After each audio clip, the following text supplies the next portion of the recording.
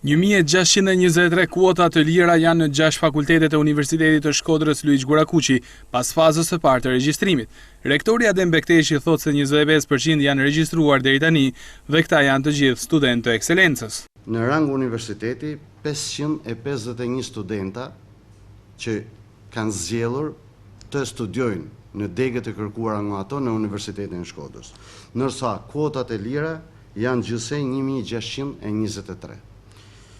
Në total, nga kuotat e përgjithshme, janë regjistruar 25% e studentëve në rang universiteti. Fillimisht, unë dua të përgëzoj të gjithë maturantët që kanë zgjedhur të studiojnë në Universitetin e Shkodrës.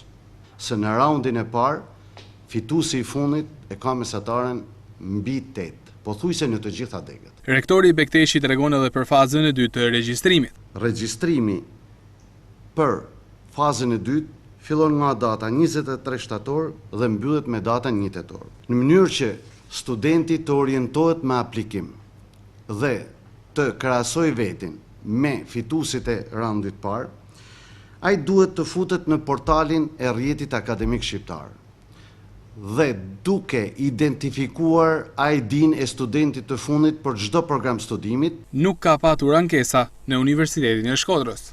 Jo, nuk ka pasur.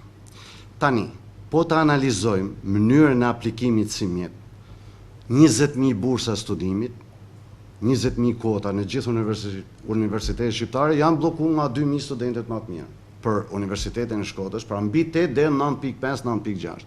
Për Universitetin e Shkodrës mendoj që është një brum jashtëzakonisht i mirë i studentëve që kanë zgjedhur të vinë këtu. Klasifikimi .ualbania.rashpikal është adresa ku studentët që konkurrojnë në fazën e dytë duhet të futen dhe të bëjnë përllogaritjet në krahasim me ata që u përzgjodhen fitues në degë të ndryshme.